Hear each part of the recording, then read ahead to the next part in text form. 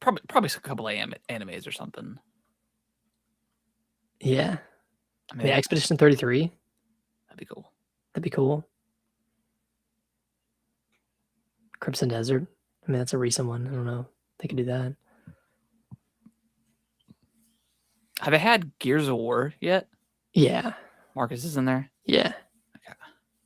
Maybe they'll bring that back for E-Day. when that game launches. That'd be cool. That would be cool. I mean, yeah, they have Master Chief. Yeah, Kratos in there, I think. Kratos.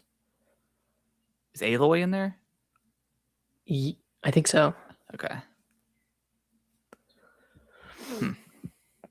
Yeah, what other like gaming legends? I mean, other than like Nintendo, but that's never happening. Have they done the Dead Space character? Yes. Yeah, Isaac's in there. Do you have that one? I don't know.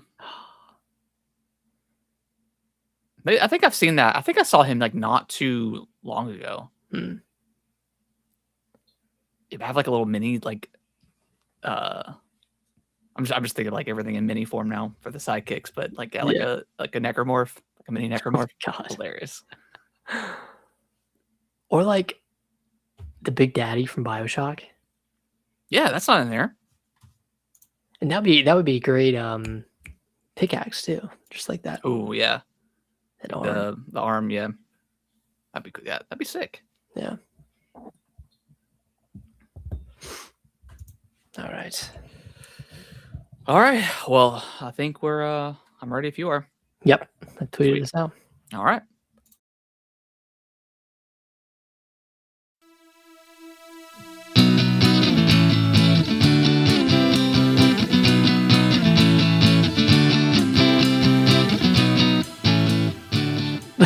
What's going on, everybody? Welcome back to another episode of Gaming with the Bros Cast, episode 307.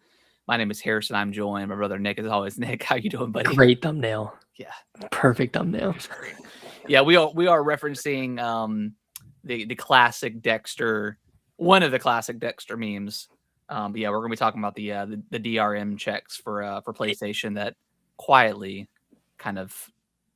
Not even announced yet. PlayStation has yet to say anything. We'll talk about it here in a moment, but yeah, of course I had to do a little meme for it. Off topic, but is that guy in like the new Dexter series? Okay, spoilers for Dexter. But have you seen Dexter? No, not all the way through. I've seen. Did you ever play on? I mean, okay, this is like the end of season 1, so. Oh, he only lasts one season? Yeah, he gets killed. Damn. He is in the new season, but he's like something happens to Dexter and he gets hurt and he's like hallucinating. Oh, okay. He does walk in, he's like, surprise, motherfucker. Like, it's hilarious. Does Dexter kill him? No. I would imagine no, right? Because Dexter only kills serial killers. Well, so Dokes catches him and realizes, and he always kind of was suspicious of Dexter, but he was dating some pyromaniac at the time that ended up blowing him up. Huh. Yeah. Should I watch Dexter? Yes, I think it's good. I think it's a good watch. Like towards the end, I think it gets it kind of falls off pretty hard for me. And then the Dexter New Blood, where like he moves to Alaska or something like that, and I don't know how nobody notices that there's like a nationwide like hunt for this guy. I guess they assume he died. I don't know, but he changes his name and he's dating like a cop in the new series, and then something happens and it ends, but it ends in a way it's like, okay, is the show just over? But then they have like the resurrection one, and that one's like the newest season that takes place in New York. And that's with this kid? Yeah, his son Harrison. Okay. Yeah. And his son is fighting like the dark presence inside of him too. Yeah. Very cool. But that one's cool because like in the newest season, he moves to New York. He's following his son, and he comes across like this cult of serial killers that have like that do this game and like this part. It's really cool actually. I think I saw a spoiler for how the show ends. Oh, okay. If it ends how I think it ends. Like the newest season? Yeah. Okay. Have you seen all of it? I've not. No, I've only Okay. seen 4 episodes, maybe. Gotcha. But, anyways, sorry. Tangent. No. But yeah, welcome to the show. Appreciate everyone being here. Listen to the audio version, all that good stuff. Nick, before we dive into what we've been playing, because you and I have both finished Pragmatic. How was your week? Week was great.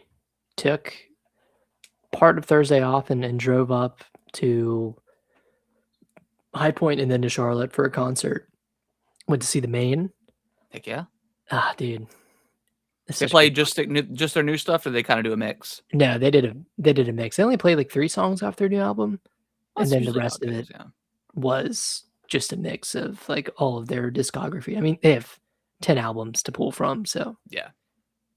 They have how long was the show? Let's see, they played for like an hour and a half. So like 20-ish songs. Okay. But it was a great show. Yeah. John, the front man, the singer, he's such a great presence and like great front man. He got into the crowd and like hyped people up. Heck yeah. It was a good time. Yeah. Yeah. We were kind of like, I mean, you've been to the Fillmore before, and it's kind of tiered, right? Like there's the front area, there's the second tier. That's probably my the film at the Fillmore. You went to Charlotte, right? Yeah. Yeah. Yeah, that's the one where we saw the used at, and we were like right on this, like, so you walk in and like to the right, and there's like that bar straight ahead, and then to the left is like the stage. We were right there, so that we weren't in front or anything, but we got to see it from the side and got to see him walk off and stuff. But yeah, that's probably my favorite like smaller venue, I think. Yeah, in North Carolina, it's really good. Yeah, it was a good one. Yeah, we were like on the second tier, but we could see over everyone's heads, bottom, so like we had a really good vantage point. Yeah. But man, we were tired by the end of it, just because you're standing the whole time. We're not used to, staying up and going to concerts this late. But yeah, it was awesome. It was good to get away for a little bit. Did you get any merch? Oh yeah, of course I did. I got some merch. Alicia got some merch. It's a good time. Sweet. Yeah. Now, is she like a fan of the Maine, or is she like through proxy? Yeah, I mean she's a fan through proxy. Yeah. But I mean she likes their music. Yeah. Yeah. So she had a good time. Sweet. Wasn't completely one-sided. Yeah. Although I drag her to a lot of Maine concerts. So she's seen it before.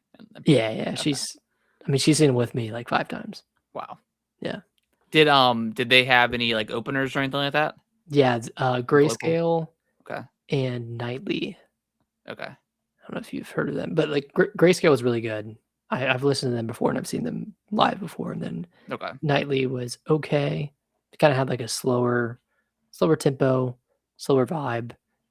Just wasn't super exciting, but yeah, the music was good. Okay. Yeah. Cool. How's your week? It was great. Last weekend we went to like our local park and we're walking around, and Kellen mentioned that he wanted to try fishing. So I looked it up. So yeah, Saturday we ended up going to this little fishing store that's like right in front of his school. And I had never been there there before, and I walked in and I'm just kind of perusing, and I'm like, and then the guy's like noticing me, and he's like, "You need any help?" And I was like, "Actually, yeah. Like I've fished before, but I've never bought a pole or anything else. So like, help me out. What do I need? And I'll buy it." So we ended up getting like two poles, and the guy strung it up for us, or put the reel on for us, and then we got like some hooks and that all the stuff you need, and then we went. I got my fishing license because you need one. He doesn't need one because he's a minor, but so I got my fishing license. I'm official. Fisherman. I've never strung a pole before, so once I started, I was getting a little bit frustrated at first because I was just standing there, like I had the truck and like the truck bed out, and I was sitting there trying to string it up, and for some reason, like it wouldn't reel back in, so like all the string just started coming off and like getting tangled up. And I didn't have a knife on me either, so I was like, all right, let let's go sign in. So you have to like sign in. And luckily they had like a little snipping tool that they had that I could buy from them for like a couple bucks. So I pulled up YouTube, was looking it out, still couldn't figure it out, and I was like, let's just walk down there, and I'm sure there'll be people around. And we got down there. I started working on the pole, still couldn't figure it out. And there was this guy that I'd seen last week that was there, and he had like 4 or 5 poles set up by himself. So I'm like, okay, this guy knows what he's doing. Yeah. So I walked over. I said, hey man, I don't want to bother you, but first time fishing with my son, not really sure what's going on. I was like, do you mind if I just look at your pole and just see what I'm missing? And as soon as I looked at it, I saw that I didn't put it on right, basically. So I figured it out. As soon as I did that, we were up and running. So, but yeah, we had a great time. Fished for like 2 hours. Didn't catch anything. Right. But still had a fun time. And then we ended up going fishing yesterday. Since we didn't do the podcast, so I was like, let's, because he asked if we can go. I said, let's go up there. We tried, like there's like this little bridge that we have to cross over to get to the park. It's on like the main road, and I've seen people fish there before. So I said, we'll stop there first, and if we can't, if it don't work out, we'll go to the park. And we ended up fishing there for about maybe 20 minutes, and he's like, yeah, let's go to the park. So we ended up going to the park for about an hour, some change, but. I love it, dude. It is so peaceful and relaxing. Yeah. Like Kellen's still trying to get into it. Like he's kind of impatient with it. You cast it out. He likes casting more than anything. More than actual waiting, because the waiting is, it is boring. Forever. Like it is kind of boring. But yeah, I could totally see myself just going by myself, once a week and just fishing and chilling. Not to send you down another fishing rabbit hole, but you should look into cast net fishing as well. Yeah. I mean, I'm sure you've either done it or seen it before, but I did it when I was down in Florida at Alicia's parents' house, and like you get like, you don't have to get in the water to do it, but I had like wading gear on, so I got into the water and like kind of followed schools of fish around, and then you throw it and you reel it in real quick, and there's like 4 or 5 fish in there. It's pretty fun. Like cool. It's a hard technique to learn. Like it took me a while to figure out how to actually throw it where it spreads out, but once I figured it out, it was a lot of fun. Yeah. It was a blast. I'm already started because we were the first day we went after we got everything like figured out, and then we were rolling. These 2 guys came, and like I guess they were like TikTokers or vloggers or something, because they set up like a whole camera thing, and they were like shooting like an intro video and stuff like that. And then they had like the little poles that you stick it to the dirt, and then you could put the rod like in there, so you don't have to hold it or like land on the ground. So I'm gonna look into getting some of those for us too. But yeah, it's a lot of fun. Take a few beers out there and just. That's what I was thinking. I was like, man, this would be, because like the park says no alcohol, but like you just put it in a little tumbler or something. Yeah, and I've seen people like. And which I get why, because like we instead of going to the same spot we went on Saturday, on Monday, we went to like this little pier area, and people just, I mean, it's trash everywhere. I'm like, man, I was sitting there picking up stuff while because it was just us on the pier. But yeah, there was like beer cans sitting there and like net, like string everywhere. I'm like, man, like there's 2 trash cans literally right here. Like, just throw it away. Geez, man, like it's, but had a great time. Going to be probably doing this all summer. So yeah. Excited. Hell yeah. And it wasn't like super expensive. I think it was like $100 for 2 poles. It's not bad. The string, worms, fishing hooks, lures, stuff like that. So not a huge like asking price to get in. I think my pole was like maybe 50, his was 30. It was like maybe like an inch or 2 shorter than mine. But so yeah, it wasn't like it's super, super expensive, because I walked in, I was looking at some of the poles, and some were like $250, $300. I'm like, that's a little bit too much for just wanting to just try it. Like not even sure with no, yeah, exactly. So, but luckily I ended up finding the cheaper stuff, and the guy was super, super helpful. So that was cool. Nice. But yeah, that was my week. It was a great week. Nick, let's talk about some. So have you finished the post game in Pragmata? No. Okay. I've been sucked into another game. Okay. You need to, because it is the canon ending of the game. Oh shit. Okay. Yes. Yes. And by post game, and this is like minor spoilers because I'm not going to go into detail. Yeah. But there's like the 9 pods. Yeah. Doing all of those. Yep. There's a canon. Okay. So yeah, basically after have you done any of the pods yet? Just one. I've done one pod.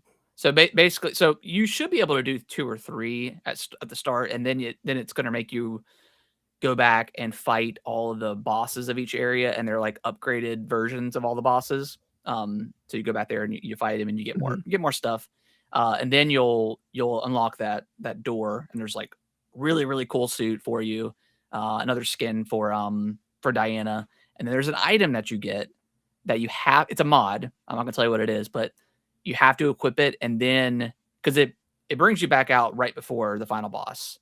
So you do all that. You attach the mod to your suit, and then fight the final boss again, and then you'll get a different version of a different ending. Interesting. Okay. Yes. All right. I need to do it then. I was like, yeah, I don't know if like I saw through the door that it was just. And you get a really cool gun as well. You get a new gun too. What was it? Is it different from the weapon you get from beating the game? What's the one you get for beating the game? Like the melee-ish one? No, it's different than that one. Okay. It's like another. It's like it's a pretty. I don't know if I'd ever use it necessarily, but it's cool. Yeah. Okay. So yeah, you need to do it because it changes the ending. Okay. Yeah, I'll go do it. Yeah. But yeah, I absolutely love this game. I mean, it's right now, and it's funny that it's both Capcom, but like this and like Resident Evil 9 are neck and neck. I think Resident Evil 9 probably pulls ahead just a little bit for me, just because I think that game is so damn good. But yeah, Pragmata is fantastic, man. It's such a good game. It's a really awesome game. It just nails the gameplay. Like yeah, it's fun. Is like, really awesome. Pure fun. Like I never once didn't want to do like an enemy encounter. Like, yeah, like even towards the end, like I was still excited about doing all the encounters because the hacking is just really fun. Yeah, and it feels good to play. Like, yeah, it's a really great game. The story, I mean, I feel like the story starts strong, it dips for a little bit, and then it picks up at the end, and it has a really good payoff. And like even. I guess this is the non-canon ending, but even the non-canon ending was pretty emotional. Very, yeah. And that final sequence with the boss, and then like the kind of the escape scene from that specific boss was awesome. Yeah, and I just like I love like the little like the visual logs that you find, kind of like given the story, and then like even there's like the reporter that's on like the station that like ends up I think he ends up escaping. By the end of it, but like you see like what's happening through like that person's eyes, and then there's the person that's like making all the little secret walls, kind of like Dark Souls, and that's a really cool storyline to follow. So there's like a bunch of little storylines that you're kind of following along with the game, that make it just makes it really interesting. I kind of wish you did see maybe a person or two, right. Because it really is just you and Diana. Yeah. I mean, it explains what happens to the people, but I kind of do wish it was kind of like maybe a BioShock situation where you're trying to help somebody out or something like that. Yeah. But yeah. The game's incredible. Runs great on the Switch. Too. It does get a little bit like towards the end, especially it's like the frame rate. Framey. Yeah, it gets pretty framey, but I mean, visually, I think it looks great. New IP, $60. Like I feel like this game not celebrated because that's kind of weird, but like, man, like it's cool to see developers not only make new games, make new IPs in a world of sequels, but to have it like cheapish to purchase. Oh, man, it's great. Yeah, Capcom, ton of replayability. It's got all the typical Capcom Resident Evil style. You can replay it with New Game Plus. I think it took me a little over 20 hours to finish the game and do. I went back and like 100% of every level, and then did the post game stuff. I didn't do all of like the training simulation stuff, but yeah, great game. Okay. Highly recommend it. I think I was around 9 hours by the time I finished the story. Yeah. And that was like doing everything that I saw along the way. Yeah, it makes it super easy to go back and get all that stuff. Yeah. Especially with like the scanning button, it tells you exactly where these items are at, and you just got to figure out a puzzle to get to them. Pretty much is it. So yeah, excellent game. Great. Capcom is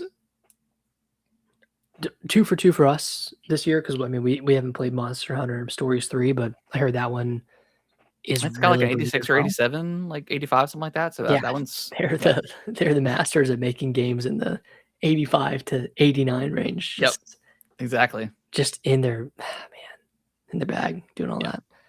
Yeah, so game is fantastic.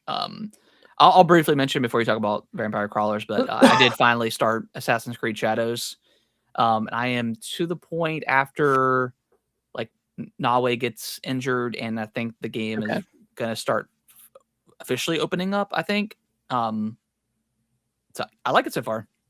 It's definitely like not as good of a like port as like say Resident Evil Requiem or even like Pragmata. It's visually, it's like I can definitely tell that it's a downgrade for sure. Where Resident Evil 9, it's like I probably couldn't. I mean, you probably could tell a little bit between PS5 and in Xbox. The Care Center, you really can't tell. No, not at all. But yeah, and then frame rate, like it's definitely like 30 in sub as well. So not the best port, and we'll talk about it in a little bit with the Restinct announcement that came, but maybe because there was no Switch 2 version, so maybe you just can't handle it, or maybe they just need more time for polishing and stuff like that. But we'll talk about that later. But yeah, I like it so far. I don't know if I'm going to, because we've got some. I know Saurus comes out on Friday, which I think I'm gonna pass on. But there is that Invincible Versus game that I might pick up if it reviews well, and then what's next? What's next month? Yoshi, which I don't know. I might wait for reviews. It reviewed really well. Yeah, I'm came out a little bit higher on that game after the previews that initially was. Looks interesting. It looks like just a chill platformer. Yeah, chill platformer. Kind of discover things yourself. Like you can't take damage. You don't have a health bar or anything. You can't lose a level, but it does kind of have that openness. Yeah, that like a Mario Odyssey has. Like, oh, you can do things a couple of different ways here. Yeah, I'm pretty again, I'll wait for reviews for sure, but yeah, that may be one that I end up picking up. Yeah. So we'll see. And then Forza Horizon 6 next month as well. Yeah, next month as well. So I don't know. I may just chip away at Assassin's Creed. I don't know if I'm gonna like full blown commit, but not that I don't think it's good or anything, but I know it's a long game, and And now that we've got the demo for Final Fantasy, I want to immediately jump into that. So you could put 10 hours into that. Exactly. Because I'm kind of getting to the point now where I've kind of played everything that I want right now on the Switch 2. So I'm thinking, like, obviously Forza Horizon comes out next month, so I'm gonna play that on Xbox. So yeah, and then I don't know, Nick. I'm curious about Marathon. Well, you better get in now because player count is dwindling. I don't know. I'm kind of either that or like what's the other? Arc Raiders? Arc Raiders. I'm kind of I don't know. It is yet. Okay. I kind of want to try an extraction shooter. I mean, I don't know why. Divers. Is that an extraction shooter though? Yeah. It's like the definition of an extraction shooter. Okay. You're literally extracting. Yeah, but I guess you're not playing against like players though, right? It's PvE. Well, it's Yeah, I mean, you're playing with other players, but yeah, yeah, it's PvE. Yeah, I don't know. Yeah, it's okay. Yeah, I think the feeling will pass, but I'm you get the thinking. itch. Yeah, I don't know why. I don't know why. I think I was listening to the Jeff Gerstmann podcast, and he's like super high on that game. Like he loves it. So I don't know. I mean, it sounds cool. Yeah, sounds neat. But Nick, tell me about Vampire Crawlers. Oh boy, this has It's got you. pun intended, but this has its teeth in me. Has its little vampire teeth in me, little fangs. I mean, this is what I want from a video game, dude. Yeah. It's a roguelike, it's a deck builder, it's a dungeon crawler. And like, did you ever play Vampire Survivors? Yeah. I played a pretty good job. I probably played like 7 or 8 hours of it. Oh damn. Okay. You played a lot. Did you like survive for 10 minutes and I think I got to no, I think I locked like a few stages. I didn't get super deep into the game, but I locked a few stages. I got to like the end of like that one run where is it Dracula that comes and kills you? I think that first time. Death. Yeah, death kills you. So yeah. Okay, so you've gotten pretty far then. Decently far, yeah. Yeah.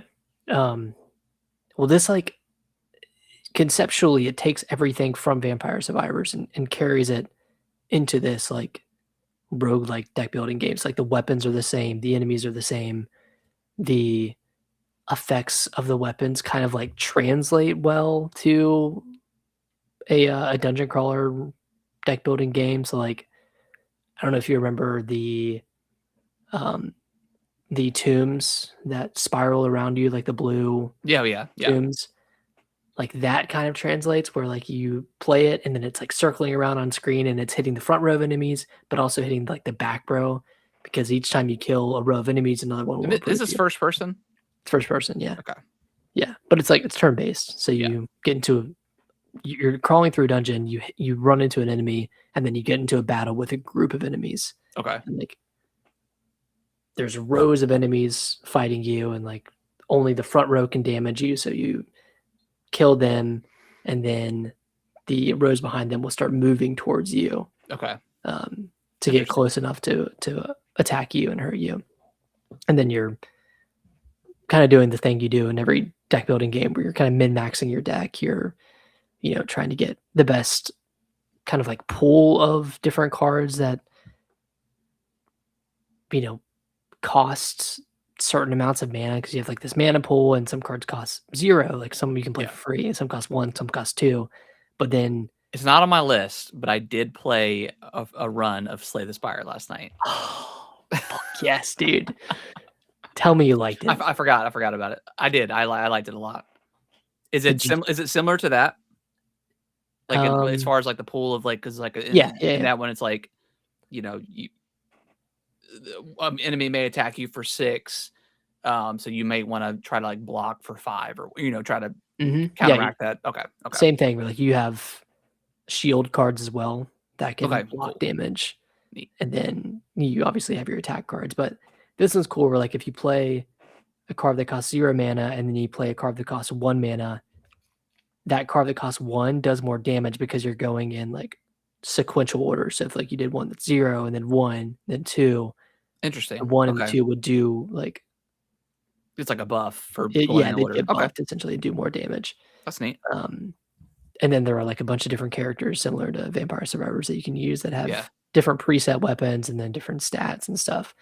So I mean, there's a lot to this game, and I think I've put in like 8 or so hours so far. So I'm pretty deep into it and having a blast. Like it gets, I don't know if you got far enough in Vampire Survivors to experience this, but you get to a point in a run where you were just absolutely demolishing enemies, and like it's super it feels like you're in a casino and you've hit jackpot and like all these numbers are appearing on the screen and like all the stuff is happening on the screen and it's super overwhelming, but like it does something to your brain like, oh man, this sounds really good to me, this feels really good. So I'm having a blast with it. It's that casino environment when you're winning and everybody else is winning, and it really does feel like that. Yeah, and then you get into one bad fight and you lose 20 health at once. You're like, fuck. Like there goes the rest of the run. Yeah, there's like the run. I can't recover from that. But yeah, I fully recommend this game. I think it's only $10. Yeah, it's super cheap. Yeah, even if you haven't played Vampire Survivors, this one is pretty easy to get into. Like it's not a very hard game per se. Like it's not as difficult as Vampire Survivors is, but there is some like knowledge base you need to know, and you can always look stuff up, like what weapons combine into like a different weapon, like what combinations work better together. But yeah, fantastic game so far. Sweet. But that's all I've been playing. I think I have the Rebirth demo downloaded on Switch too. I'm gonna check it out. One. I think it's like 40 gigs. Yeah. And then I think the normal game is like over 100, like 102, 103. So it's a pretty big game. Yeah. So game key card. Yeah, but you get a free pack of Magic cards. I mean, come on. Oh. Did you buy the first one physical? Yeah. Did you rip the pack? Mine didn't. I couldn't. Well, I got mine at Walmart like a day early, and they didn't have the pack of Magic cards in it. And the one I pre-ordered on Amazon, I think it was like delayed or something, or wouldn't come in like that same release date. Yeah. Typical Amazon experience. Dude, they suck with pre-orders. Yeah, they're terrible. Yeah. All right. Before we dive into the news, Nick, I want to ask you a question. We obviously delayed the episode by a day because we were thinking Star Fox had the potential to be revealed today. So what's your confident level right now for a Star Fox reveal this week? I'm at like 50% right now. 50%. I think something is going to get announced this week, but it could be Fire Emblem. That would be cool. And then Star Fox could be sometime in May. But like, if this game is coming out in June, which Nate the Hate says it is, it's got to be revealed like either this week or like next week. Like they're going to want some sort of like marketing, right? But to get people ready. Like, does this game need a direct? Maybe it does, because it's obviously an established franchise, but it's been dormant for a long time and, hasn't really had the numbers to sell. Like, maybe it's a good idea to have a direct to kind of sell people. Yeah. And the closer we get to this June timeframe, the smaller I think the game actually is. Yeah. Like, I just don't know if this is going to be a full priced $60 or $70 game. Maybe it's not like an F-Zero 99 situation, but that would be a kind of a bummer. That would be a huge bummer. Yeah. I don't think it'll be that, but I do wonder if it's either like a multiplayer $20 like multiplayer only thing, maybe. But right, Nate the Hate said it was like a high quality, like visually impressive, like and had single player. Yeah. I don't know. Yeah, I'm. You said you had a theory.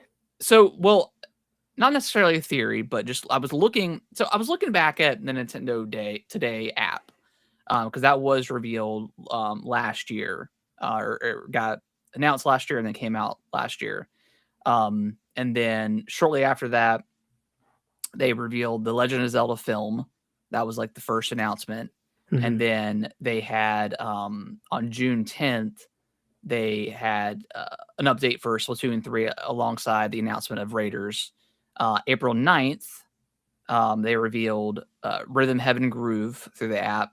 And then on April 21st last week, they obviously revealed Splatoon Raiders release date and all that stuff, the new trailer.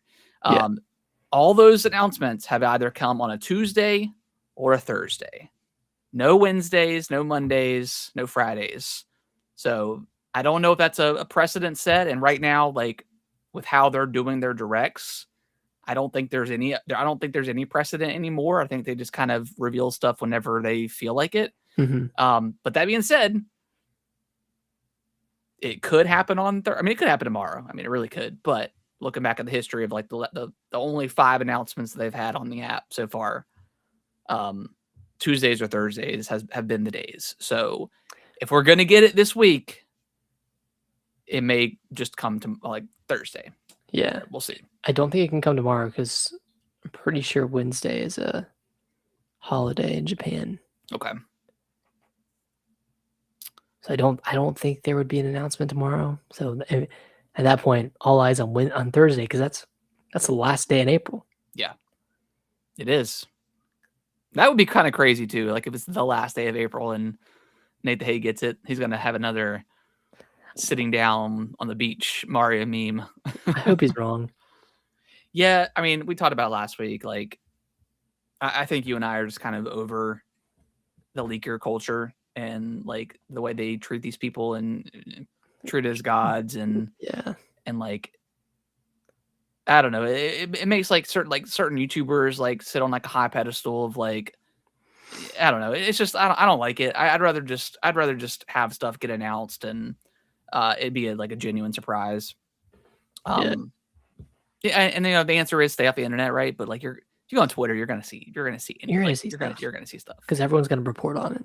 Yeah, and then stuff, you know, and then they set these expectations of okay, it's gonna be revealed this week, and then what if it doesn't? Like yes, like he's already said that, you know, I was told or I heard that it was gonna be revealed this week, in April, whatever. You know, there could be internal delays or what, you know, could be internal changes, which I understand is a cop-out answer. Stuff like that does happen in the game industry and really in any industry.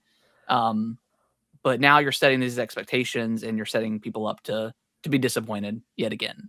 Right. Then you know, then they're getting frustrated at Nintendo, and then we're back in the same cycle of Nintendo needs the Direct, they're doomed, blah blah blah. There's nothing to play. And it's just really annoying. I'm tired of this conversation. Yeah. A Direct would be nice though. It would be. Like, yeah, I'm not gonna if people want a Direct. And I would prefer if tomorrow they're like, hey, a Direct is happening for Thursday, and then Star Fox is probably gonna be in that Direct.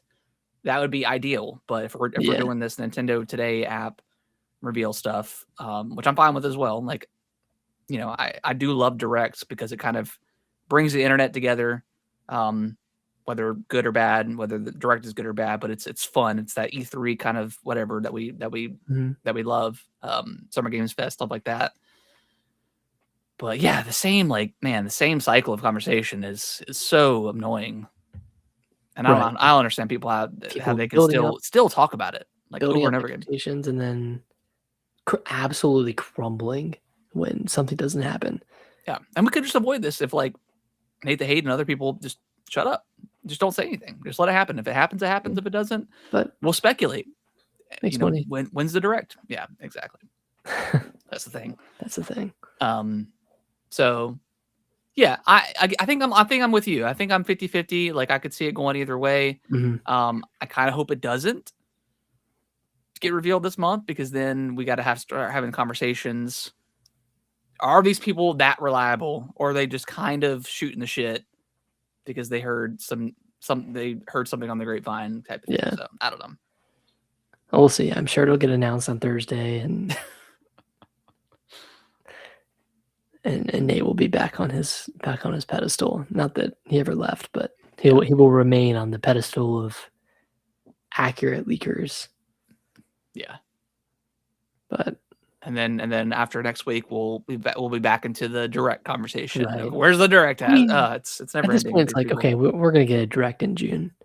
Yeah, I full on see us getting a Direct in June. I think that makes sense. Like Nintendo's been like, I mean, between Pocopia and I'm sure Tamagotchi Life is doing well. Like they've they have Yoshi, they have Rhythm Heaven, they have Splatoon Raiders dated.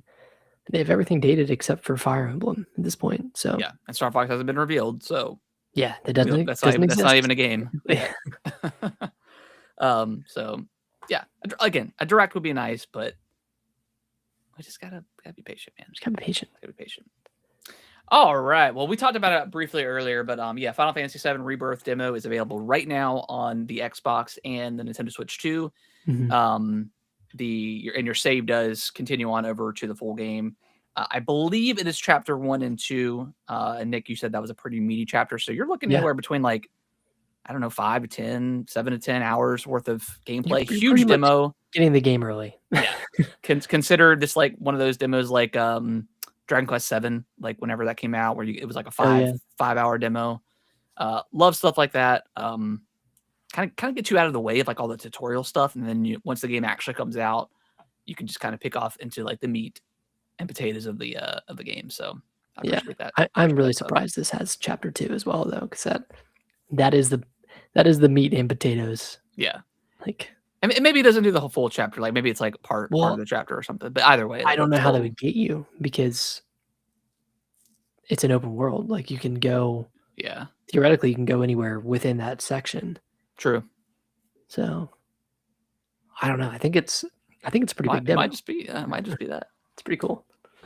But so, that's awesome. And I don't know if that was like rumored or anything, but I mean, I guess 7 had a demo too. So like, I guess it's not like unprecedented or anything. But yeah, super cool. Loving. We need more demos, like in general. Like I don't know why it stopped.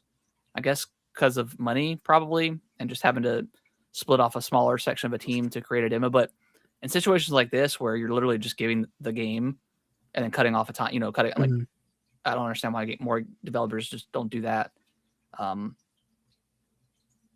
Yeah. Anyways, and then Final Fantasy 14, the longtime MMO RPG is coming to the Switch 2 for the first time. Nice. It doesn't require NSO to play it, but it does require their subscription, whatever. I'm not sure how much that is, like maybe $5-10 a month. I mean, that makes sense. I think it came along with like a new expansion that's coming out. Does this excite you at all? Will you get? I know there's a month before the game there is a trial. Okay, maybe I'll play it for free. Does this interest you at all? I mean, I'm not an MMO guy. Same. Aside from RuneScape, but yeah, they should bring that to the Switch. Surprised they haven't. I'll try it. Yeah. It's every time I see. I don't want a forever game. I just don't need. Yeah. I like when things end. Yeah. But every time I see footage from like MMOs like Final Fantasy 14 and like seeing like end game builds and battles, my brain just gets twisted looking at all the icons on the screen and all that stuff. So yeah, that is true. It's like pretty jarring when you're looking at it, just like a still for the game. Apparently it's $13 a month. I don't know if that'll be the same price on Switch, but yeah. And this one, and it's kind of weird. So unless this changes, but if you are already a subscriber of Final Fantasy 14, you have to get a second subscription to play on the Switch too. It's kind of weird. Interesting. You can't just move your profile over? I don't know if there's like cross save or whatever, but either way, if there is or there isn't, you still have to have a second subscription. So that's kind of weird. You're paying 2. I don't know if that's a way for them to get rid of like NSO, because if NSO is, and you're playing online for free, but yeah, kind of strange, but I don't know. That is weird. Yeah. Are you going to try this? Yeah, I'll certainly try it. I can't guarantee that I'm going to play more than, past the onboarding stuff, but I did play a little bit of like 11 back in the day on the 360, and I don't think I realized that it was an MMO. I think I just thought it was a Final Fantasy game, and then I got in there and they started asking for like a subscription and stuff like that, and I was like, and I think I had like a trial. I think I played it for a little bit, and man, what a disappointment going from 10, one of your favorite games of all time. Yeah, and then I tried to return it to GameStop, and they're like, "Yeah, we're not taking this back," because it was like a MMO game. So I was kind of stuck with it. Whatever. That sucks. Yeah. So yeah, I'll give it a shot. But again, like I'm just not a big like MMO guy. Like I don't mind a long video game, but I do like when said games end. Right. They have a goal at least, not just play forever and hope for. I've never been like a WoW. Like I played probably a few hours of WoW my whole life. Killed some boar. Got a mount, I think, maybe. Hmm. RuneScape was fun. Played a lot of RuneScape. I think mount's pretty late game, bro. Oh, dang. Well, maybe I never got one. RuneScape, though. RuneScape was pretty fun. Yeah. Assassin's Creed Black Flag finally. Jesus, finally. Resync finally got revealed. It is coming out on everything but the Switch 2, July 9th of this year. Cool. Did you watch this trailer? I think so. Okay. I think I watched like half of it or part of it on Twitter. Yeah. I mean, visually it looks stunning. Like it looks great. Like the water physics look awesome. This one I'll probably pick up. I think it's $60, so it's not like an overly priced game or anything like that. It's got, I think they reworked the game to where like there's less of like the Animus stuff because from what did you ever play Black Flag? No. So it's kind of like a meta joke on Ubisoft itself because like they're in, if I remember this correctly, that the stuff outside of the Animus, you are like a game developer making a video game and you're using the Animus stuff to like help build. If I may not be remembering that correctly, but I think that's the case. It's a little weird. I thought the Animus stuff was like understanding history. I don't know. I think or is that just the case for 1 through 3? Well, 1 through 3, you're specifically going through Desmond Miles's ancestry, and like that ends with like something happening, like it's like an end of the world, like cataclysmic event that you're trying to prevent. I never finished 3, so I'm not really sure how that story unfolds. So I don't know if the rest of the Assassin's Creed franchise is still Desmond Miles's lineage, but I don't know. I would imagine no. Yeah, probably not. But yeah, they reworked that. I think there's less of that stuff. They added like more content for like Blackbeard, and I think actually giving him like a proper like side quest and like stuff like that. So there's additional content into the game as well. Okay. So it's more than just a visual upgrade. So, and then the combat's all reworked to be kind of up to modern Assassin's Creed. So okay. Yeah, it looks great. Yeah, I think I'll probably end up picking that up on the PlayStation or Xbox, whenever that comes out. But yeah, looks good. Was the Animus in Valhalla? It was, well, yeah, it was, because there were every so often you would come out, and they talked about like the cataclysmic event in Valhalla, but yeah, it was like every major story arc. Valhalla was so weird because there was the stuff outside of the Animus. There was Eivor's, like who you're playing as, and then the god stuff. So there was like 3 different like storylines going off at the same time. It was a little confusing. There were like 50 arcs. Yeah, it was ridiculous. So I don't know. Yeah, I need to watch like a YouTube video of the timeline for Assassin's Creed. Buckle up. Yeah, grab some popcorn. Because I didn't play Odyssey, I didn't play Origins. I think I played a little bit of Odyssey. Yeah, I think that was the start of like them just being like ridiculously long games. Mm-hmm. And I didn't play. What was the Basim one? The Boston one? No, Basim. Syndicate? No, Basim. Like his name is Basim. It's like the one that Mirage, Assassin's Creed Mirage. That was like Mirage. Yeah, that was kind of like more of like a linear, I think, back to kind of homage to like the original Assassin's Creed game. Yeah. But yeah. So yeah, that looks really cool.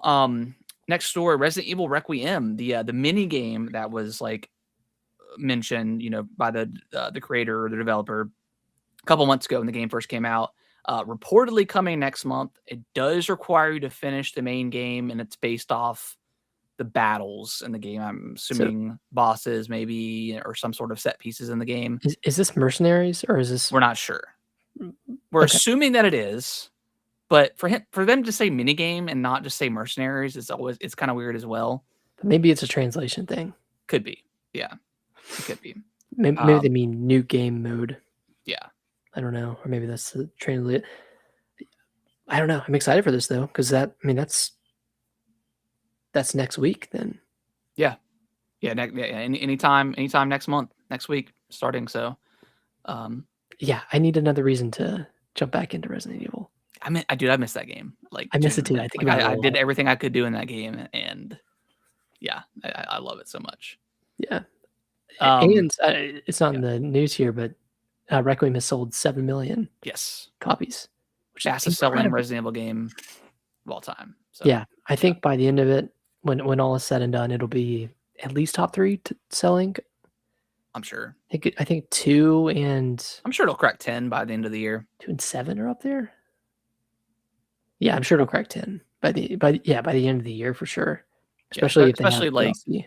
Yeah, especially they had DLC and they have like the main, like the big like story stuff coming too. I don't know if that's going to happen next year. The developer wasn't really. They just said it's in the works, so we aren't sure like where that stage is. But yeah, excited to get back in that game regardless. Mercenaries is always a lot of fun. Nick, we added it to the list earlier, but let's talk about the next story. Yeah, so I guess the first part of this, and this happened earlier last week, but Xbox Game Pass is coming down in price from $30 a month to $23 a month, with the caveat that Call of Duty will no longer be included in Game Pass. Future Call of Duties. Yeah. They will come to the service roughly a year after they release. Yeah. Which is similar to like how PlayStation Plus is, right? Like all the big games come, down the line. Yeah. So first thoughts, this is really great news. It's good to get a decrease. Like this never happens in this industry anymore. So yeah, kudos to Xbox for getting this done. It is funny that this is still kind of a net increase from the $20 that it was at previously. Yes, but $23 versus $30 is a huge difference. That's what, $7 a month. That's $84 a year. Yeah. The only caveat there is if you are, a core gamer that subscribes to Game Pass, but you also buy Call of Duty every year, you are still need some sort of $84 a year through this price reduction, but then you're also spending $70 to get Call of Duty. So at net, you're saving like $14 a year through this price decrease. But I know you and I, like, if we resubscribe to Game Pass, we're probably not going to get the new Call of Duty unless it reviews really well or it's like really good, right? Game Pass was the only reason why I even played 6 or even bothered with 6. And I really enjoyed 6. Like I thought it was I never finished that campaign, but I really enjoyed the multiplayer. For what it was, it was really just more Call of Duty multiplayer. But I hadn't played it in so long that it was fun to go back to that game. But once when they revealed Black Ops 7, I didn't really care, and then it reviewed like horribly, but still selling well. But yeah. And then the other part of this, and this was an article that was published on Xbox Wire last Friday, and it was from Matt Booty and Asha Sharma. And I won't read through the whole thing, but essentially with this press release, they're saying, we know that players are frustrated with the current state of Xbox. We are going to commit to our core players, commit to building our audience, to reevaluate exclusivity, focus on stabilizing Gen 9, which is the current generation. Yeah. Delivering on the next gen as a leader in performance to play your console and PC games. And then growing and expanding portfolio of franchises that players love and know. And they're rebranding from Microsoft Gaming back to Xbox. They're back to Xbox. They're back to Xbox. And then they brought back the green Xbox logo, which I think was cool. That's a pretty seismic shift from the clean white like the kind of clean look that, sits well within Microsoft's ecosystem, but now they're looking to stand out a little bit. Yeah. And I vibe with that. And I think they're taking the right step to get back to that edgy, combative Xbox that existed back in like 2007, 2008, 2009. Yeah, I'm gonna say this. I think this was a declaration of war. The console wars are back, baby. Let's bring it back. I watched your video, and I 100% agree that we do need to bring back console wars. Minus like all the crazy toxicity and genuinely hate somebody just because of the way they play a game. But toxic and jest, not actually toxic. Yeah. But yeah, bring it back. But yeah, PlayStation sucks. Like Horizon sucks. Kratos sucks. Like it's all about John Halo, baby. Come on, John Halo. So, I mean, I know this is all talk right now. Yeah. Right. And then I think for better, Asha Sharma has been talking a lot more than I thought she would have for the past for just joining the Xbox team. But boots on the ground. I mean, she's getting stuff done. I mean, you tweeted last week, but between her and like Devin and Pritchard, the CEO of Nintendo America, prices are coming down with them actually having the price decreases essentially. I don't know. I was telling Brittany, I was like, my wife, I was like, these women coming into gaming, like I love it because they're getting stuff done. So honestly, like getting stuff done, things are becoming cheaper. Like with Nintendo, digital first party games are cheaper compared to physical games. And I thought this would be the case, but it's not. It's not that, hey, this game is going to be $70 digitally and $80 physical. No, it's like with Splatoon Raiders, $50 digital, $60 physical. Yeah.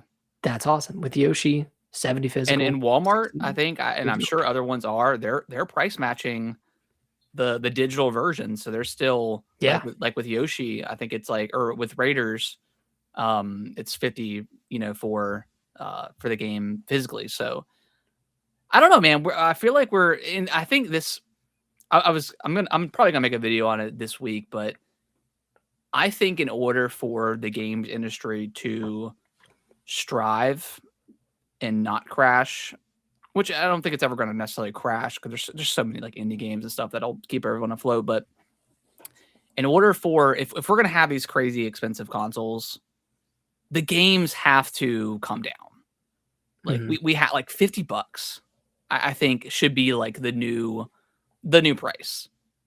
Because, and think about like how many people, okay, so for instance, Saros that's coming out on Friday, that's a $70 video game. Oof. Returnal was also 70. That was like one of the first like $70 games. Mm-hmm. That is a roguelike. Like there's already like that game is already pretty like friction heavy with players, and I mean in terms of like it's a difficult game. Like it's it's going to be a game that you kind of have to fight against. Yeah. Why not make that game 50? And there would be so many more people that would jump in because I would jump in if it was 50. It's as I would 100%. As well.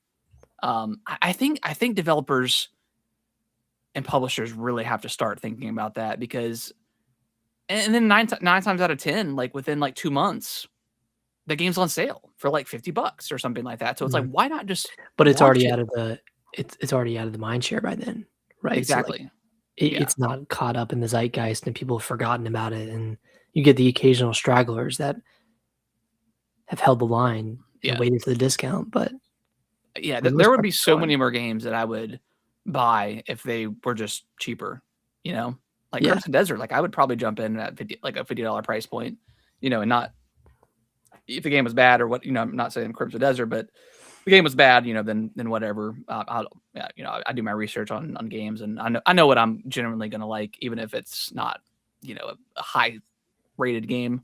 Mm-hmm. But yeah, I think that's what publishers and developers need to start thinking about.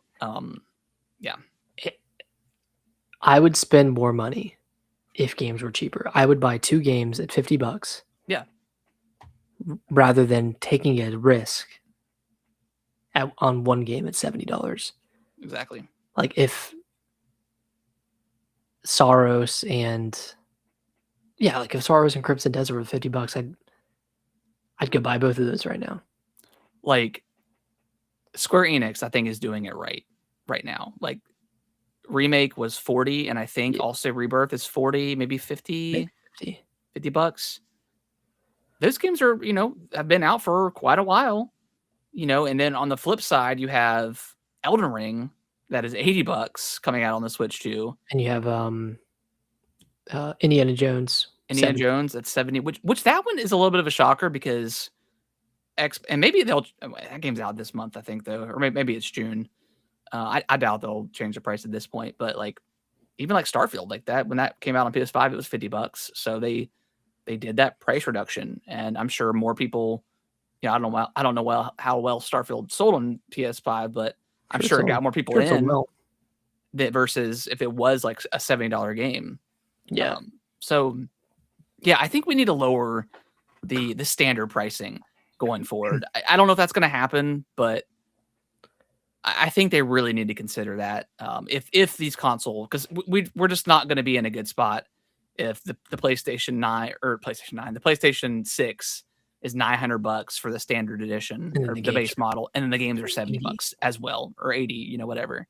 Yeah, like that is just not going to be sustainable. Most people, myself included, like I'm not going to spend $80 for the next God of War game or the next Spider-Man. I'm just not going to do that. It's just too much. Or 70, I think we're starting to see the shift. Yeah, and looking at Nintendo, like them of all people that are having these price reductions. Seriously, like that was incredibly egregious. That game should have been, honestly, it should have been 60. Which game are you talking about? Mario Kart World. Yeah, I think they were just that was a test, testing the waters. I don't think it worked. I don't think that game is going to have like a long tail without the bundle. No, I don't think so either. And they're kind of stuck with these $80 price points for the Switch 2 editions for a lot of the existing Switch 1 games because they all have DLC with them. So they just made it confusing. Like they have, I don't know how some games get the $5 upgrade, some games don't. Some games are free, some games are not. 10, some are 20. It's just kind of all over the place. And I hope with the announcement of like the price reduction for digital games, like maybe they'll finally start to get and I think maybe, I mean, do we get any more Switch 2 editions, after Mario Wonder? I don't know if we do or Pikmin? Not. Yeah, Pikmin maybe.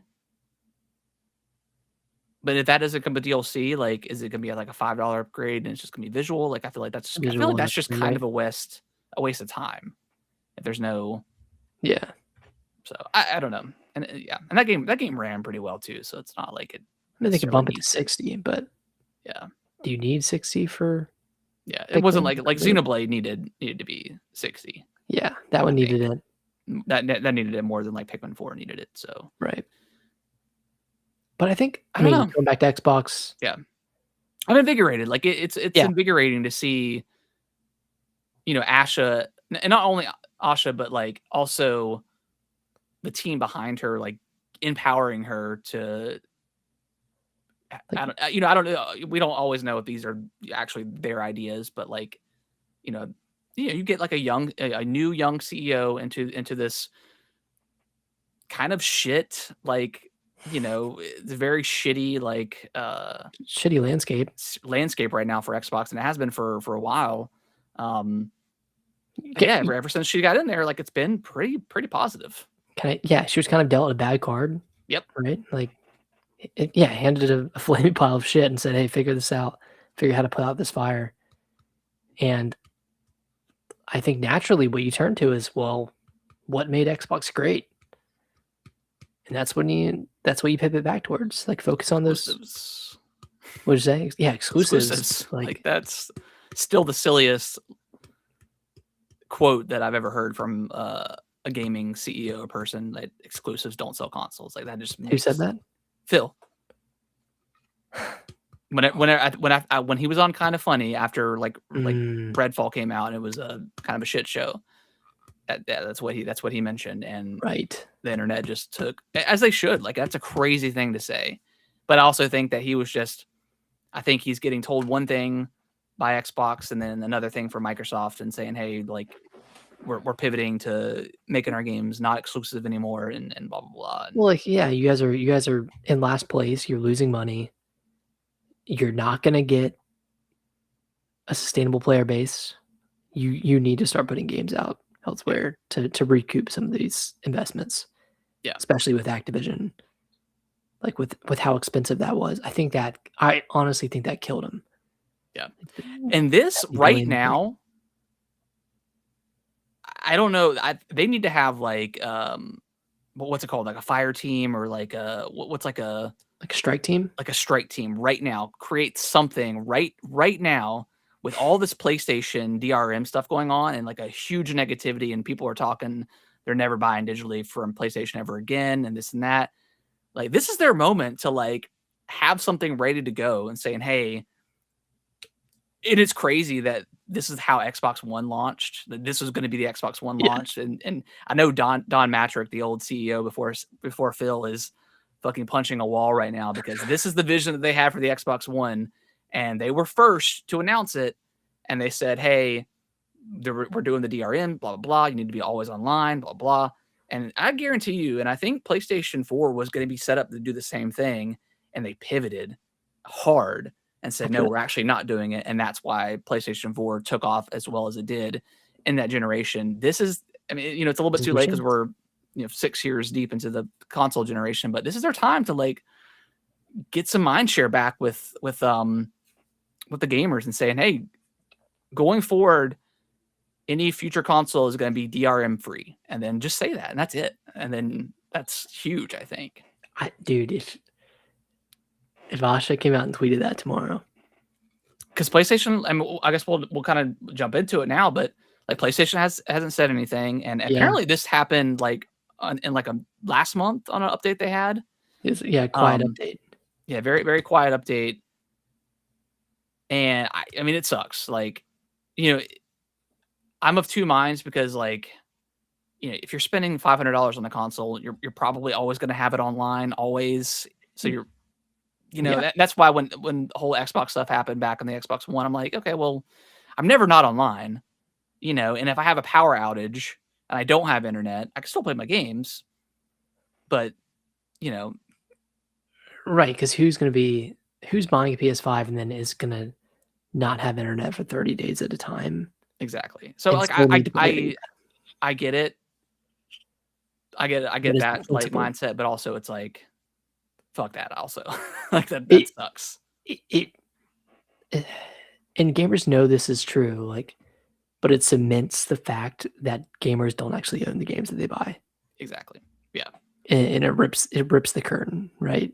Yeah. Because we don't own anything we buy digitally. It's all not a rental, but it's all a license. It's a license, yeah. And it can get ripped out. But yeah, this definitely shines a light on that, and I think that pisses people off. It does, yeah, because they're kind of having to face the truth of the matter, that they don't actually own their stuff. So yeah, again, going back to Xbox, like I think tomorrow, like they should have a strike team in place right now, and they are at the office and they're getting it ready to go for 9 a.m. tomorrow and saying, hey, future-proofing our next generation, DRM-free, power to the gamers, or whatever. Or do you make it really salty?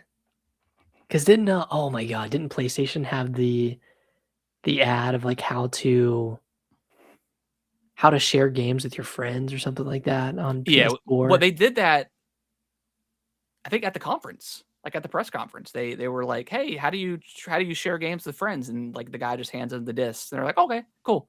Yeah. And then they came in $100 cheaper because they didn't have the bundle with Kinect and all that bullshit.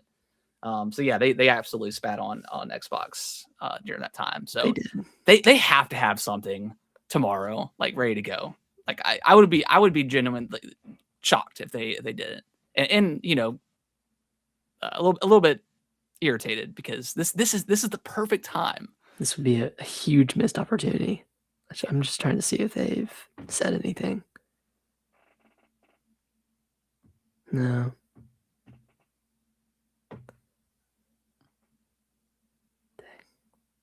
Well, yeah, maybe they'll do something tomorrow, but yeah, I'm hoping that they do, because that would be just hilarious that if they did that. Then you start clapping and back. Super smart. Yeah, exactly. And like Asha, she's online talking to people and stuff like that, retweeting stuff, saying like, "We got you." Like, here's the new Xbox logo or whatever. So like, it's exciting. It's exciting for like Xbox to, finally get back into the thick of it. Finally get some claws. Yeah. And not just roll over at every roadblock. Exactly. Now I'm sure they'll do this, and the next week they're laying off more people or something like that. Yeah. So we'll see what happens. They always step on the pitchfork in that way. But yeah, this is the time, I think, for them to figure something out. So exciting times. Like, games are getting cheaper. Xbox has found themselves again. They went through their teenage phase, and now we're back into it. So yeah, exciting times. So PlayStation 5 just had a price increase in other regions. Yep. As of, I think, Monday. Increasing similar to how much they increased in the US, but like, and I think Xbox. I think Xbox should also like decrease their consoles as well. And they're not. I know they're not selling them. I know they're not like, maybe keep the Series X at like 600, but bring the Series S back to like 350 or something. Like, that would be huge. Down to 300 again. Yeah, even that. Like, have the cheapest. I mean, because I know when Nintendo initially revealed that their price was 450 for their Switch 2, and that was kind of right in between the current generation. Like, I know they are just absolutely loving it right now, because now they're still the budget friendly console. So I don't know if we're going to get a Switch 2 increase at this point. I don't think they've already built it in. Yeah, I think we're. Yeah, I don't. They would be unwise to do that. I think having the cheapest console in the market is extremely smart. Games are getting cheaper.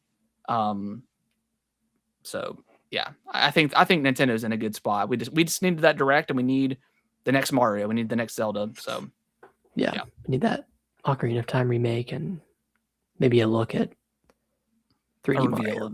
A reveal of it at least. Yeah. All right. Awesome conversation. So let's move on. Next topic, briefly. Sega teased Alien Isolation 2. This was such a nothing tease. The game came out like 13 years ago at this point. I mean, did you play through Isolation, right? Oh yeah.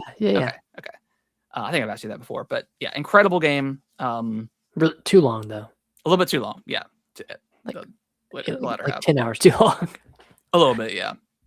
So super exciting that we know this is in development and is still coming, because I think it was already announced not too long ago. Was it? Okay, I didn't know if it was already announced, but it's been a while since we've heard about it, so I think they were just kind of reiterating that, hey, it's not vaporware. Yeah.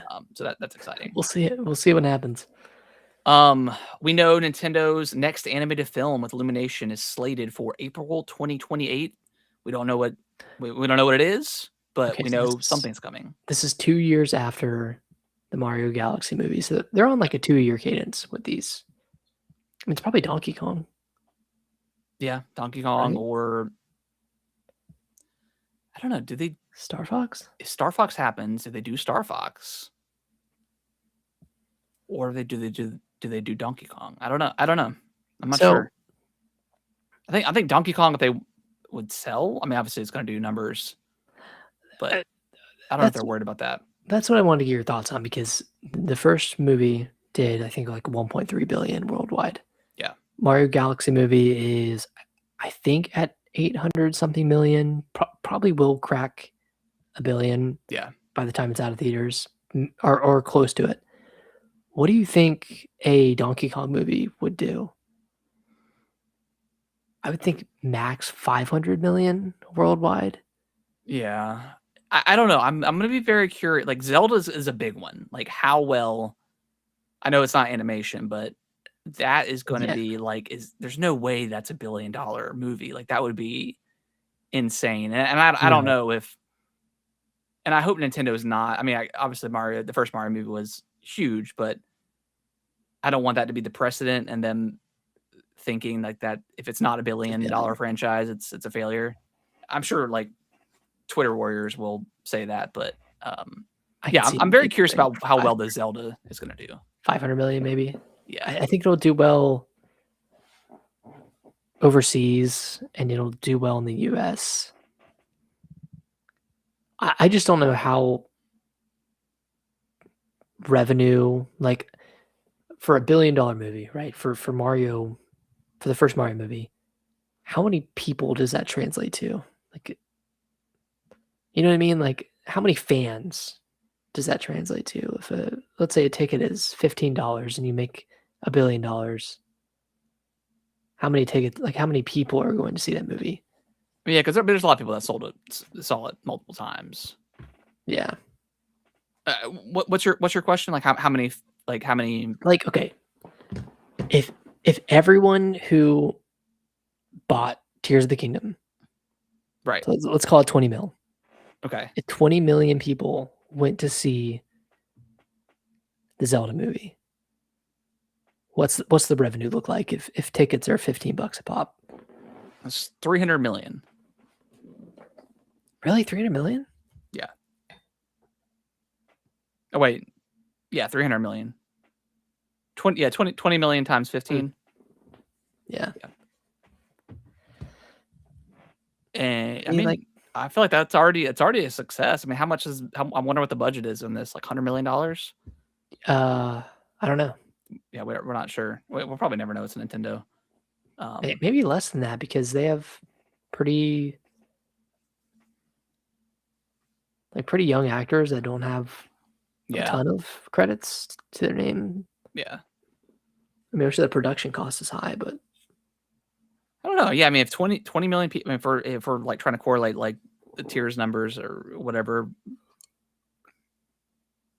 I mean, I think that's a guaranteed 20 million people seeing the movie, and then there's going to be obviously more because it's, oh yeah, because parents and families and going to take their kids and stuff like that. So yeah, and I have a feeling like this movie will also get repeat viewership as well. Like people, people are going to see it more than once.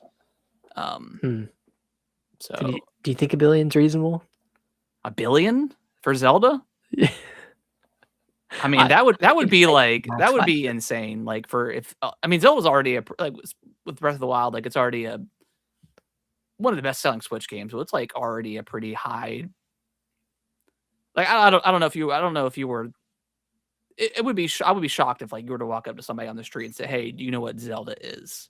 And they would say no at this point. Like I feel like it's pretty well known. Yeah, everyone knows. Well known IP at this point. Maybe not so much like Mario. Like maybe like, I don't know, maybe like 1 in 10 maybe wouldn't know. But like everybody knows what Mario is, right? So. Yeah. And this is all hinging on the movie being good. Yes. If the movie is not good, if it's bad. It's still going to do well. I think it's still going to make profit. But will it? How well will it do? But also like the Mario movie is doing very well. But critically, it got bashed. But Nintendo fans love it. So yeah, it's at 832 million. Based off of how it's trending, I don't think it'll hit $1 billion by the time it's out. Yeah, of the theaters, but it's still good. Still really good. Still really good. Yeah, I don't know. I don't know what the ceiling is for a Zelda movie. I don't know. Now let me ask you this: how much did the Lord of the Rings make? Good question. Trilogy. We'll just do trilogy. Okay, so it almost, between the three movies, it almost crossed 3 billion. The Fellowship of the Ring, 897 million. Two Towers, 947 million. and The Return of the King, 1.15 billion. Jesus. So, okay, maybe the ceiling's a little bit higher than we thought. For maybe it is. Maybe it is. Okay, but like 500 to 700 yeah, 500 million, I think. But how well would a Star Fox movie do? And you've seen Mario Galaxy, so you've seen the aura of Star Fox. I think it. I don't know, man. Like, is Kellen talking about Star Fox? He hasn't seen it. He hasn't seen the movie. Right. Okay. He was in the beach when we went and saw it. I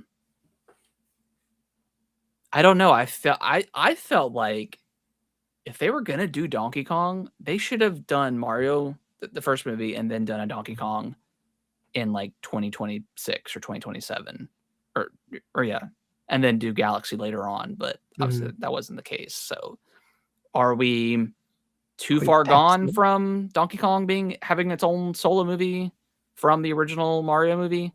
Like, does it still have like that popularity? I mean, obviously we have the amusement park stuff, so in the game there's that. The game came out last year. Like, I felt like it would have been Donkey Kong's time this year in place of the Galaxy movie, but I don't know. I don't, or maybe it just doesn't matter, and he's still gonna be popular. Yeah. I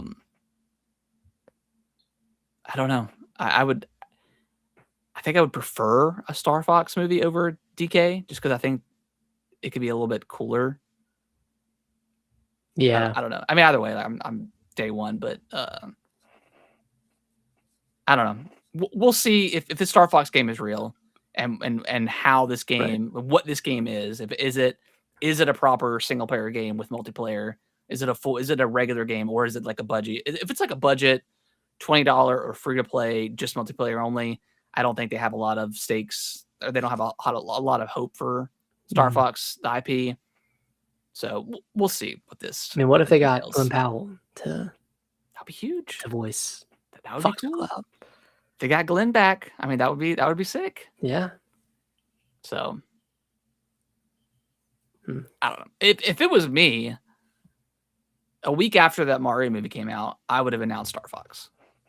Yeah, now you're riding high. Now we're getting like a little bit far away, and we're kind of forgetting about, like, the normal fans are kind of forgetting about Star Fox. You know, you can kind of reintroduce them again, I guess, whenever like the Blu-ray comes out. You know, when it comes to the digital services and stuff like that, streaming. So I mean, there's still that, but that's what I would have done personally. If this game is real, I would have revealed it. Yeah, a week after. But all right, so yeah, I don't know. Donkey Kong, Star Fox. I mean, you haven't seen the Mario movie, so there's some other stuff in there that could potentially be a movie from the Mario universe. You can tell me after. Metroid, right? But we'll talk about it right now. It's the next in our news. But currently, Universal and Sony are competing over a live-action Metro movie. And reports that Universal is pitching like a horror themed Metroid, which I think that's what we want. Like, yes, is something scary, like get the Samus in there. Yeah, Samus gets trapped on a planet or a ship or something like that. Make it reminiscent of like Alien. You know, that could be very, very, very cool. I mean, you could almost do that without any dialogue. Yeah, and just have it be a very tight movie, very claustrophobic movie. Yep. You wouldn't need a huge cast. I mean, you could have like some people get killed at the very beginning, or maybe it's a derelict ship that Samus comes across, or there's a beacon, a beacon or something like that she goes to a ship or planet and then gets trapped or whatever. Like there's an easy script that could be made, and then you have the Emmy to bring that in, or like the Metroid or just creepy kind of creatures in general. Like, I don't think they'll translate very well. You don't think so? Little blobs. Yeah, but they attack you and like try to. If they did lean into. Try to like take over you, like take you over, like yeah, that could work. That would be awesome. Yeah, that's what I would. That's what I would ideally want is a horror themed Metroid. Yeah. So that'd be cool. Maybe that's the movie. That's well, no, they said Illumination is. Yeah.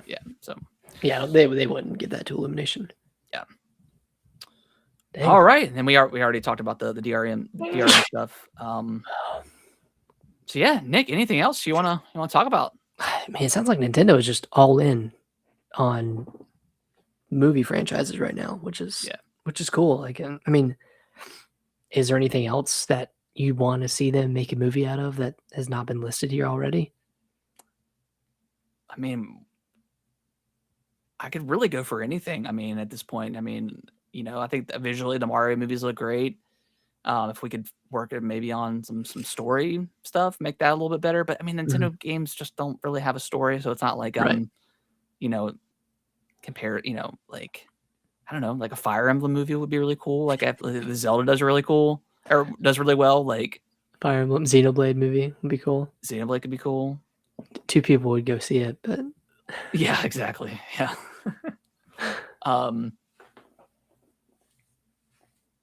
I don't know. Like, they have and they have their own animation studio now. So we could,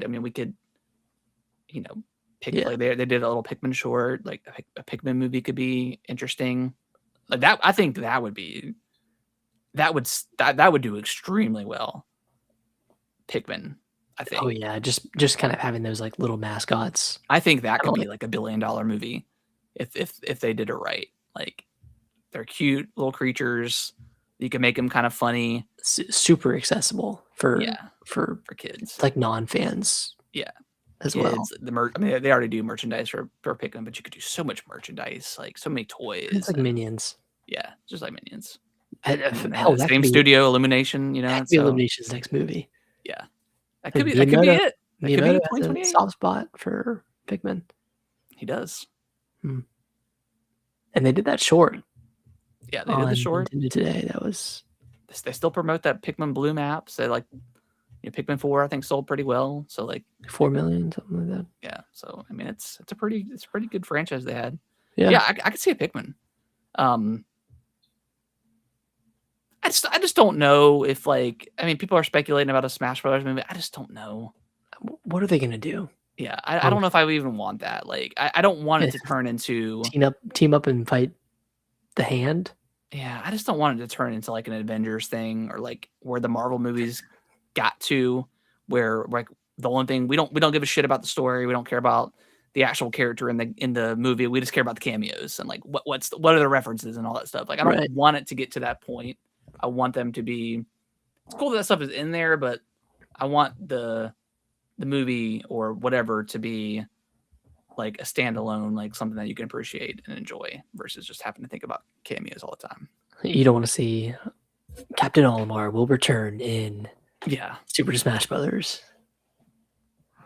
I mean, and I could see how they do it. I could see it like the movie ends and Mario's sitting at a bar or something and someone slips him, or he opens up his mailbox and he gets the invitation and it's just got the logo. I could see it and I would lose my mind because it would be exciting, but I don't know if I want that.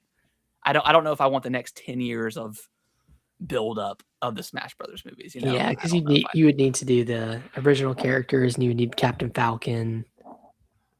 Wait, was Captain Falcon in the original? It was Link. No, right? It was Star Peach, Fox, Mario, Luigi, Star Fox, Jigglypuff, Ness, Yoshi.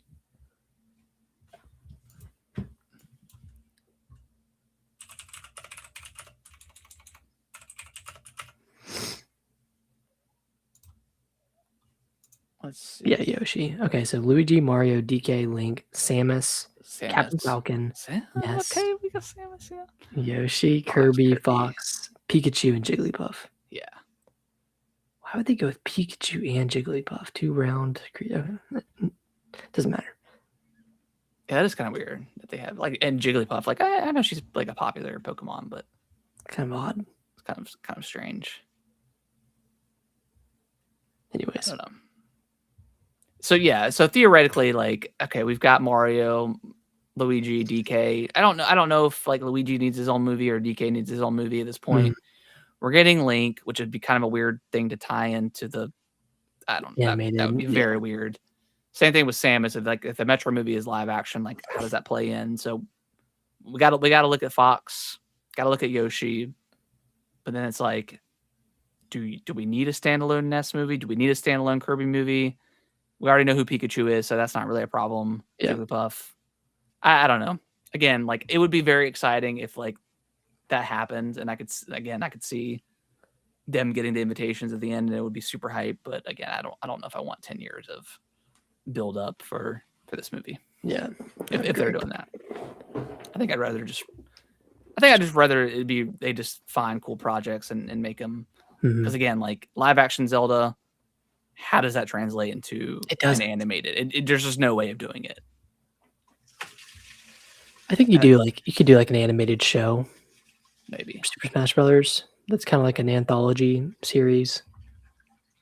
Yeah, but I don't know. Yeah, that'd be. I don't know. I don't know if I want that. I think I'd just rather have another Smash Brothers game. Yeah, I don't want any. I don't want any shows. No, just movies. Just don't go the Marvel route and like inundate people with homework. Yeah, it's too much. Yeah, exactly. Yeah, and that's the thing too. It's like if you didn't watch this one off TV show, you don't understand the plot to something. It's like I don't care. I don't want to have to do all that stuff. So, all right. Yeah. All right. Well, we appreciate everyone watching, listening, all that great stuff. If you could review us on your favorite podcasting platform of choice, that would be greatly, greatly appreciated. I don't think there's any new games coming out this week, right? Other than Soros. I think we're both going to be skipping that one. We already talked about if it was cheaper, we might jump in. But I mean, who knows? We could get some juicy Nintendo news tomorrow. Probably not tomorrow, but maybe Thursday. Star Fox. We'll see. So we'll be back next week talking all that good stuff. And hopefully everyone enjoys their week. Kellen's birthday's on Friday, so we're excited about that. Let's go.